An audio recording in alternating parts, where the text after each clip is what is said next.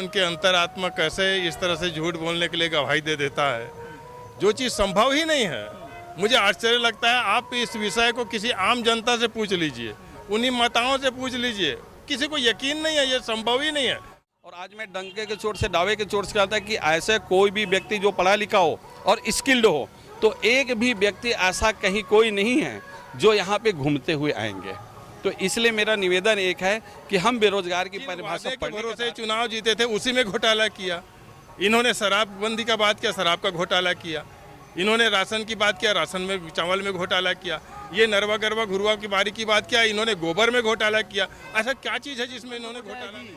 केवल महिलाओं को साथ रहे हैं प्रलोभन है, क्या कहेंगे? देखो, कांग्रेस वालों को कहाँ से बातें पता चलती है तो नहीं पता है। शायद वो राहुल गांधी की बात सुने होंगे, और राहुल गांधी की बात जनता जानती है। आज रामनवमी पर आए हुए हैं, आइए जरा उनसे हम बात करते हैं कि इस बार की माहौल चुनाव कैसा लगता है, और जो एक तरीके से वैचारिक व्यंग छिड़ा हुआ है, एक तरीके से चर्चा हो रही है तमाम मुद्दों पर, उस पर वो क्या समझते हैं, क्या प्रमुख चुनाव में मुद्दे रहेगा। आइए सीधे उनसे हम जुड़ते हैं। रामनवमी मनाया जा रहा है, किस तरीके से मना रहे हैं, कैसे देखते हैं आप? पूरी देश में राममय वातावरण है, और जब से प्रभु श्री राम जी अयोध्या में 22 जनवरी को विराजित हुए हैं, तब से पूरा देश में और पूरी दुनिया में राम राज्य का आरंभ हो चुका है। लोगों को एक विश्वास बढ़ा है और सनातन धर्म की जय जयकार हो रहा है। और आज रामनवमी का पर्व है, नया साल भी शुभारंभ हुआ है, नवरात्र भी शक्ति की देवी की अभी पूजा किए हैं, तो अनेक त्यौहार अभी हम लोग लगातार मना रहे हैं। और आज का ये पावन पर्व तो अभी हम रायपुर की ऐतिहासिक जगह श्री राम मंदिर पे हैं हम लोग, और यहाँ सुबह से लेकर के अभी तक लगातार श्रद्धालुओं का और दर्शन करने वालों का तांता लगा हुआ है। लोगों को विश्वास, आस्था बढ़ा हुआ है। तो निश्चित तौर पे हम आज के दिन प्रभु श्री राम जी की प्रार्थना करते हैं कि छत्तीसगढ़ सहित पूरी देश में सुख शांति समृद्धि हो, आपसी भाईचारा सद्भावना हो और राम राज्य की स्थापना हो। देखिए, अब कांग्रेस की नैया डूब रही है और वो एक परिवार से ऊपर आज तक नहीं उठ पाया है। भारतीय जनता पार्टी राष्ट्रवाद विचारधारा पे चल रही है, सबका साथ, सबका विकास, सबका विश्वास, इस आधार पे मूल मंत्र पे चल रही है। लोगों को भरोसा है कि अगर देश की तरक्की और उन्नति हो सकता है तो भारतीय जनता पार्टी के साथ हो सकता है। अब वे ठगी सा महसूस कर रहे हैं कि जिस पार्टी की सेवा की, जिसके तले उन्होंने काम किया, सिर्फ कुछ परिवारों को देख ही आगे बढ़ पाए। देश के लोग वहीं के वहीं रह गए थे। अब लोगों को देख लग रहा है कि देश आगे बढ़ रहा है, तो भारतीय जनता पार्टी के साथ जुड़ रहे हैं। उनको, कांग्रेस को खुद को अपने गिरेबान में झांक के देखना चाहिए कि उन्होंने किया क्या है, लोगों को दिया क्या। 8,333 रुपया देंगे, क्या कहेंगे आप? ये पता नहीं उनके अंतरात्मा कैसे इस तरह से झूठ बोलने के लिए गवाही दे देता है, जो चीज़ संभव ही नहीं है। मुझे आश्चर्य लगता है, आप इस विषय को किसी आम जनता से पूछ लीजिए, उन्हीं माताओं से पूछ लीजिए, किसी को यकीन नहीं है, ये संभव ही नहीं है। और जो चीज़ संभव नहीं है वो चीज़ की बात करे कोई, तो ये हास्यास्पद है और ये कभी किसी प्रकार से धरातल पे ये उतर नहीं सकता। इसलिए जनता जो है कांग्रेस पे बिल्कुल भरोसा नहीं कर रहा है, क्योंकि अभी तक कह रहे हैं सर कि जितने अपने चहेते लोगों का लोन राइट अप कर दे, उतने पैसे में हम महिलाओं को दे सकते हैं। देखिए, ये कुछ भी बोलेंगे। अभी 5 साल का देखे हैं, 5 साल पहले जो 2018 में जन घोषणा पत्र जारी किया था, एक भी वादा पूरा किया हो तो ये बता दे। जिन वादे के भरोसे चुनाव जीते थे उसी में घोटाला किया। इन्होंने शराबबंदी का बात किया, शराब का घोटाला किया। इन्होंने राशन की बात किया, राशन में चावल में घोटाला किया। ये नरवा गरवा घुरवा की बारी की बात किया, इन्होंने गोबर में घोटाला किया। ऐसा क्या चीज़ है जिसमें इन्होंने घोटाला नहीं किया?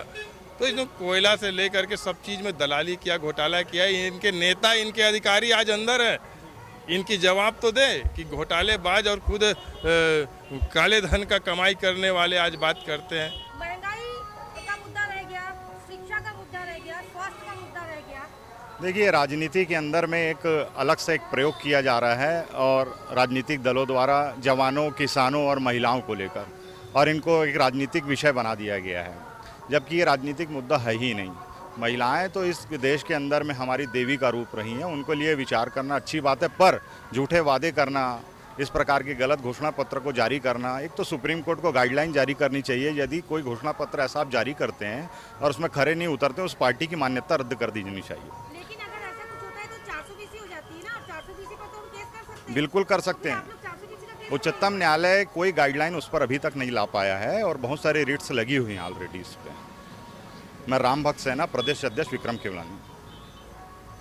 कांग्रेस आरोप लगा रहे हैं कि लोकसभा चुनावों के बाद महतारी वंदना योजना बंद हो जाएगी, केवल महिला को साध रहे हैं प्रलोभन है, क्या कहेंगे? देखो, कांग्रेस वालों को कहाँ से बातें पता चल रही है तो नहीं पता है। शायद वो राहुल गांधी की बात सुने होंगे, और राहुल गांधी की बात जनता जानती है कि कॉमेडी है, तो ये भी इसमें कोई कॉमेडी होगा। मोदी की गारंटी है, मोदी की गारंटी अगर आती है ना तो बंद नहीं होती है। जब तक सरकार है और जब तक मोदी है, हमारी माताओं बहनों को हर महीने 1000 रुपये मिलते रहेगा। बेरोजगारी महंगाई है कि नहीं है? देखिए, जिस अनुपात में विपक्ष चिल्लाती है कि बेरोजगारी है, उस अनुपात में कोई बेरोजगार नहीं है। आज मैं ये बताना चाहूँगा कि बेरोजगार की जो परिभाषा है, ईमानदारी से कहा जाए कि मानसिक रूप से ये राजनीतिक की परिभाषा है। आज छत्तीसगढ़ में देखिए, मैं भी आज भी डंके के चोट से कहता हूँ कि आप किसी के भी पास जाइए कि आज मुझे ये काम कराना है, तो आपको कोई वर्कर नहीं मिलते। तो जब वर्कर नहीं मिलते तो मैं क्या समझूं कि हमारे छत्तीसगढ़ में बेरोजगारी है। छत्तीसगढ़ में बेरोजगारी नहीं है, मानसिक रूप से बेरोजगारी है, ये कहा जाएगा। बेरोजगारी का क्या परिभाषा है आपके आधार पे, क्या होता है? देखो, बेरोजगारी की परिभाषा वाकई में ये होता है कि जो पढ़ा लिखा नौजवान यदि वो अपने काम को ढूंढने के लिए जाता है, उसको काम नहीं मिलता, तो वो कहलाता है बेरोजगार। आज स्थिति एक है कि मार्केट में चाहे पढ़ा लिखा हो, स्किल्ड हो या अनस्किल्ड हो, आज कहीं पे काम की कोई कमी नहीं है। तो आज हम बेरोजगारी का परिभाषा यदि शासकीय नौकरी को भी अपन माने तो गलत है। आज स्थिति ये होता है कि रोजगार मिलनी चाहिए। आज सम्माननीय प्रधानमंत्री नरेंद्र मोदी जी ने लोगों को रोजगार की गारंटी दी है। सर, रोजगार की तो परिभाषा ये माना जाता है कि जिनकी जितनी योग्यता है, योग्यता के अनुसार काम मिले तब वो रोजगार होगा ना। पढ़ा लिखा को आप कहीं ठेले लगाने के लिए बोल देंगे तो रोजगार होगा क्या? ये सम्मान है क्या उनका?